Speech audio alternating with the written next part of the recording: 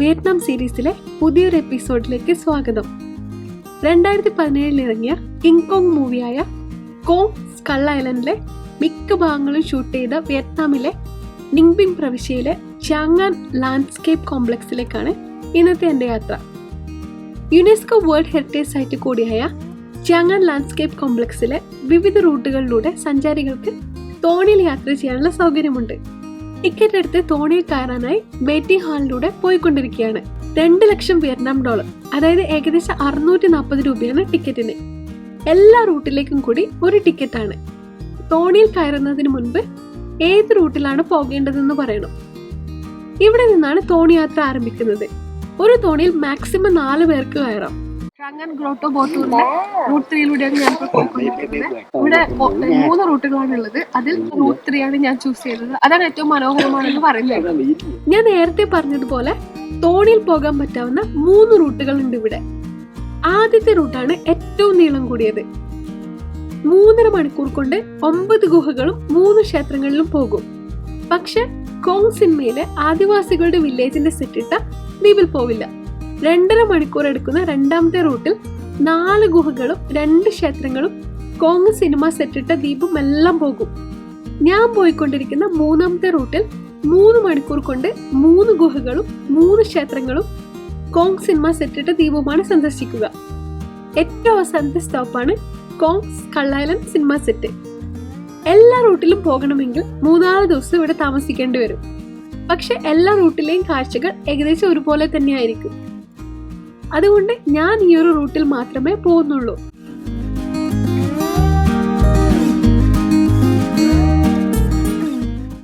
അങ്ങനെ ആദ്യത്തെ സ്റ്റോപ്പായ ചിങ് ടെമ്പിൾ എത്തി. ഡിങ് ഡൈനാസ്റ്റിയുടെ കാലത്താണ് 1000-ൽ കൂടുതൽ വർഷങ്ങൾ പഴക്കമുള്ള ഈ ക്ഷേത്രം പണിതത്.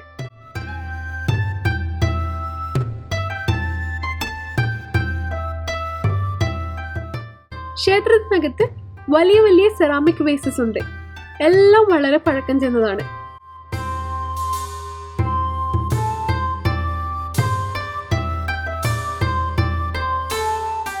നോർത്തേൺ വിയറ്റ്നാമിനെ റീയൂണിഫൈ ചെയ്ത ഡിങ് ടിയൻ ഹ്വാങ് രാജാവും 4 പുരോഹിതന്മാരുമാണിത്. ക്ഷേത്രത്തിൽ നിന്നിറങ്ങി തോണി യാത്ര തുടർന്നു. ഈ ബോട്ടൂറിൽ നമുക്ക് വളരെ തൊഴയും ചെയ്യാം. തൊഴയുടെ നിർബന്ധമില്ല, ഇഷ്ടമുള്ളവർക്ക് തൊഴയാം. പിറകില് തൊഴുത് വരാറുണ്ട്. ഇത് നമ്മൾ വെറുതെ ജസ്റ്റിന് വേണ്ടി തൊഴുന്നതാണ്. ഞാൻ തൊഴുതിനെ കൊണ്ട് വലിയ കാര്യമുണ്ടെന്ന് തോന്നില്ല. ചില ഭാഗങ്ങളിൽ പുഴ ഈ കാണുന്ന ചുണ്ണാമ്പ് കല്ല് മലകളുടെ അടിയിലൂടെയാണ് ഒഴുകുന്നത്. അങ്ങനെയുള്ള ഗുഹകളിൽ പ്രവേശിക്കുമ്പോൾ തല മുകളിൽ തട്ടാതിരിക്കാൻ തോണിയുടെ നിലത്തിരിക്കണമെന്ന് തോണിക്കാരൻ ആദ്യമേ പറഞ്ഞിട്ടുണ്ട്. ഇവിടുത്തെ ഏറ്റവും നീളം കൂടിയ ഗുഹയായ മെയ് കേവിന് അടുത്തെത്താറായപ്പോഴേക്കും തോണിക്കാരൻ എല്ലാവരോടും തോണിയുടെ നിലത്തിരിക്കാൻ പറഞ്ഞു. മുന്നിലിരിക്കുന്നവർ കാല് പൊക്കി തോണിയുടെ മുൻഭാഗത്ത് വെക്കണം. ഇങ്ങനെയൊക്കെ ഇരുന്നിട്ട് പോലും ചില ഭാഗങ്ങളിൽ തല മുകളിൽ ഇടിക്കുമോ എന്ന് തോന്നും. പക്ഷെ ഇവിടെയുള്ള തോണിക്കാർ എക്സ്പീരിയൻസ്ഡ് ആയതുകൊണ്ട് ഇതിനടിയിലൂടെയുള്ള തുഴച്ചിൽ അവർക്കൊരു വിഷയമേ അല്ല. പുഴയിലെ ജലനിരപ്പ് കൂടിയ സമയങ്ങളിൽ ഈ ഗുഹയിലൂടെ തോണി യാത്ര സാധ്യമല്ല. 2019 ജനുവരി മുതലാണ് ഈ ഗുഹയിലൂടെയുള്ള തോണി യാത്ര തുടങ്ങിയത്. റൂട്ട് 3-യിലുള്ളവർ മാത്രമേ ഇതിലൂടെ പോകൂ. ചുണ്ണാമ്പ് കല്ല് മലകളിലൂടെ ഊർന്നിറങ്ങുന്ന വെള്ളത്തിലെ മിനറൽസ് അടിഞ്ഞുണ്ടായ വിവിധ രൂപങ്ങളിലുള്ള സ്റ്റാലക്ടൈറ്റ് ഫോർമേഷൻസ് ഈ ഗുഹയുടെ മുകൾ ഭാഗങ്ങളിൽ കാണാം.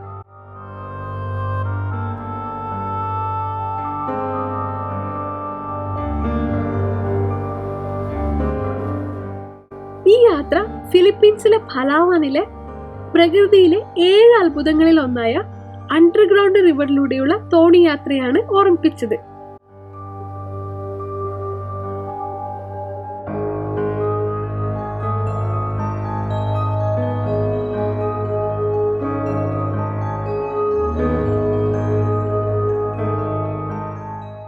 അങ്ങനെ നീണ്ട ഭൂഗർഭ യാത്രയ്ക്ക് ശേഷം ഗുഹാമുഖം ചെറുതായി കാണാൻ തുടങ്ങി.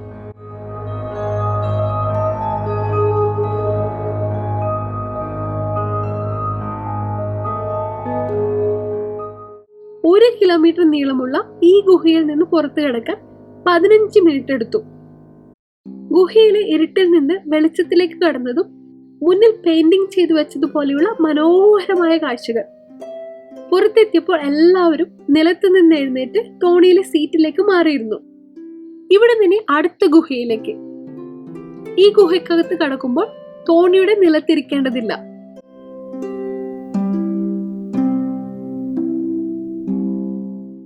നല്ല ഉയരവും വിസ്താരവുമുള്ള ഗുഹയാണിത്.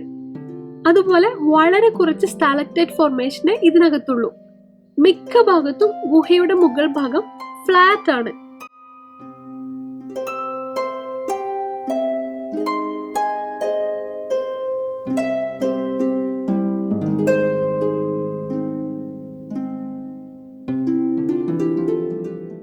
ഓരോ പ്രാവശ്യവും ഗുഹയിൽ നിന്ന് പുറത്തു കടക്കുമ്പോൾ മുന്നിലെ കാഴ്ചകൾ കൂടുതൽ ഭംഗിയുള്ളതായി തോന്നുന്നു. കോങ് സ്കൾ ഐലൻഡ് സിനിമയിലെ കിങ് കോങ്ങിന്റെയും മറ്റ് ഭീകരജീവികളുടെയും സാമ്രാജ്യമായ സ്കൾ ഐലൻഡായി ചിത്രീകരിച്ചിരിക്കുന്നതിൽ കൂടുതലും ഇവിടെയാണ്. പിന്നെ കുറച്ച് ഭാഗങ്ങൾ വിയറ്റ്നാം സീരീസിന്റെ ആദ്യ ഭാഗങ്ങളിൽ പോയ ഹാലോങ് ബേയിൽ നിന്നും ഞാൻ അടുത്തതായി പോകാൻ പോകുന്ന ഫോങ്യയിൽ നിന്നുമാണ്. സിനിമയിൽ കണ്ടതുപോലെ തന്നെ പ്രകൃതി മനോഹരമായ സ്ഥലം.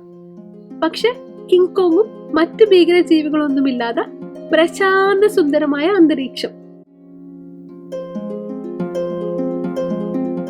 അടുത്ത സ്റ്റോപ്പായ സോയ്റ്റിയൻ ടെമ്പിൾ എത്തി. തോണിയിൽ ഞങ്ങളെ ഇവിടെ ഇറക്കി തോണിക്കാരൻ ക്ഷേത്രത്തിനടുത്തുള്ള കടവിൽ പോയി വെയിറ്റ് ചെയ്യും. ക്ഷേത്ര ദർശനം കഴിഞ്ഞ് ഈ പാലത്തിനടിയിലുള്ള കടവിൽ ചെന്നാണ് തോണിയിൽ കയറേണ്ടത്. അതിനുശേഷം പാലത്തിനടിയിലൂടെ മറുവശത്തേക്ക് യാത്ര തുടരും.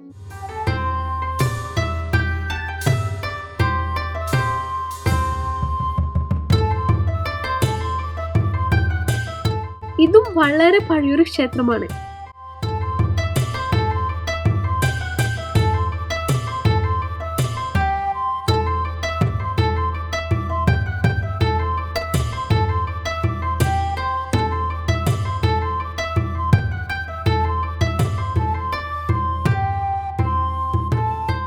ഇതിനകത്ത് രാജാവിനെയും റാണിയെയുമാണ് പ്രതിഷ്ഠിച്ചിരിക്കുന്നത്.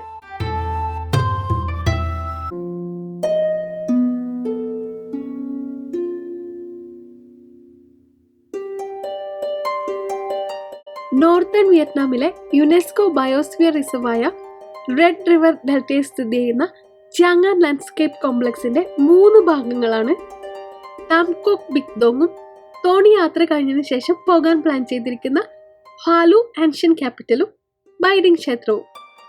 കഴിഞ്ഞ എപ്പിസോഡിന്റെ ആദ്യ ഭാഗത്ത് നമ്മൾ കണ്ട താം കോക്ക് സീനിക് ഏരിയയിൽ നിന്നും റോഡ് വഴി വരുമ്പോൾ നല്ല ദൂരം തോന്നുമെങ്കിലും തോണിയിൽ പോയാൽ ഇതെല്ലാം വളരെ അടുത്താണ്. താം കോക്ക് എന്നാൽ നദിയിലെ 3 ഗുഹകൾ എന്നാണ് അർത്ഥം.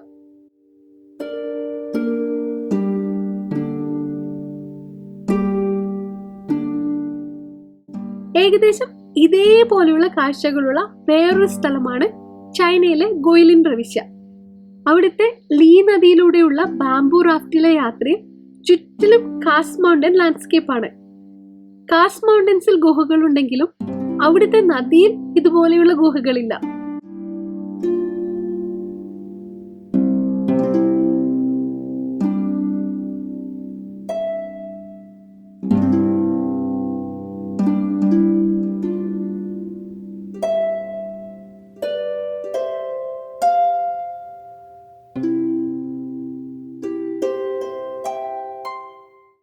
ഈ യാത്രയിലെ അവസാനത്തെ ഗുഹയായ ഡായ് കേവിനടുത്തെത്തി. അതിന് തൊട്ടടുത്തുള്ള വേറൊരു ഗുഹയിലൂടെ തോണികൾ പുറത്തേക്ക് വരുന്നുണ്ട്. വേറെ ഏതെങ്കിലും റൂട്ടായിരിക്കും. ഗുഹയിലേക്ക് കയറാൻ തോണികളുടെ ഒരു നീണ്ട നിര തന്നെയുണ്ട്.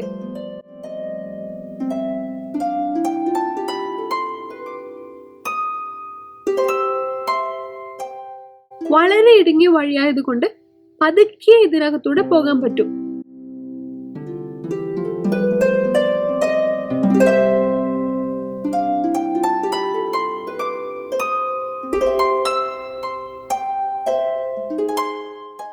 മുന്നിലുള്ള തോണി വളരെ വിദഗ്ധമായി തടസ്സങ്ങളെല്ലാം വെട്ടിച്ചു പോകുന്നത് കാണാം.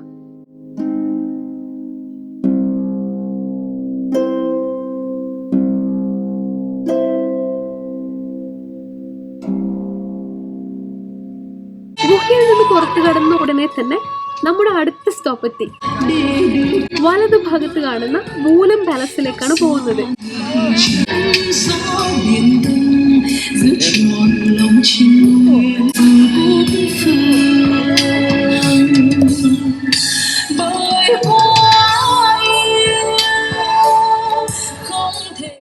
വെള്ളത്തിലുള്ള മണ്ഡപത്തിൽ നിന്നൊരു സ്ത്രീ പാട്ട് പാടുന്നത് കേൾക്കാം. മലകളുടെ പശ്ചാത്തലത്തിൽ വെള്ളത്തിലുള്ള ഈ മണ്ഡപം കാണാൻ എന്ത് ഭംഗിയല്ലേ.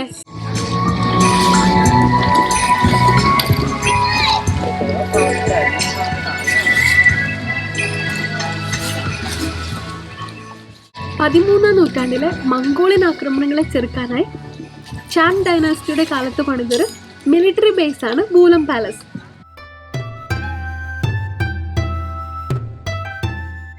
ഇതിനകത്ത് മുഴുവൻ രാജാക്കന്മാരുടെ പ്രതിഷ്ഠകളാണ്.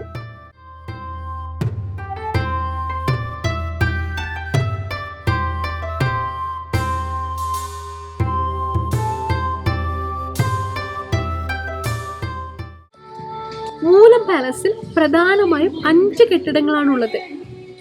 അതിൽ മിക്കതും ചാൻ ഡൈനാസ്റ്റിയിലെ രാജാക്കന്മാരെ ആരാധിക്കുന്ന ക്ഷേത്രങ്ങളാണ്. ഇനി അടുത്ത കെട്ടിടത്തിലേക്ക് പോയി നോക്കാം.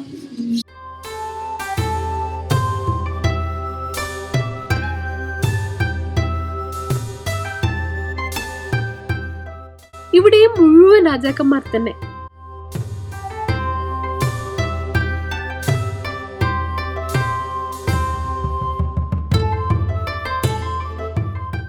ശത്രുവിന്റെ കണ്ണിൽപ്പെടാതെ യുദ്ധത്തിനുള്ള തയ്യാറെടുപ്പുകൾ നടത്താൻ പറ്റിയൊരിടമാണ് മലകൾക്കിടയിൽ ഒളിച്ചിരിക്കുന്ന വൂലം പാലസ്.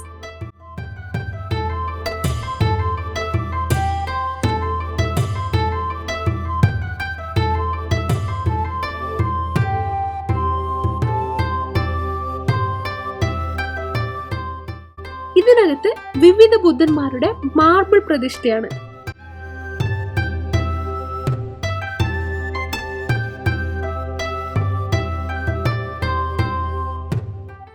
പൊമല്ലോ പഴങ്ങൾ.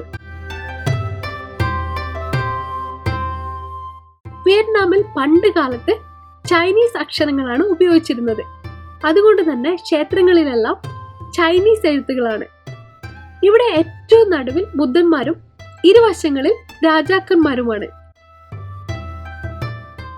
ആമകൾ വിയറ്റ്നാമിലും ചൈനയിലുമെല്ലാം ആയുർദൈർഘ്യത്തിന്റെയും അറിവിന്റെയും പ്രതീകമാണ്.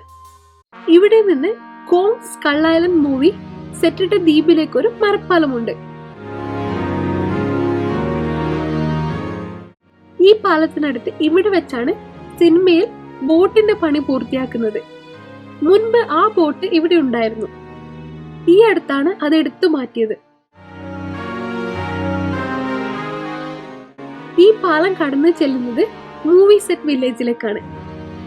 പക്ഷെ ഇവിടെ എത്തിയപ്പോഴാണ് അറിഞ്ഞത് കഴിഞ്ഞ സെപ്റ്റംബറിൽ യുനെസ്കോയുടെ നിർദ്ദേശപ്രകാരം അതെല്ലാം പൊളിച്ചു മാറ്റിയെന്ന്.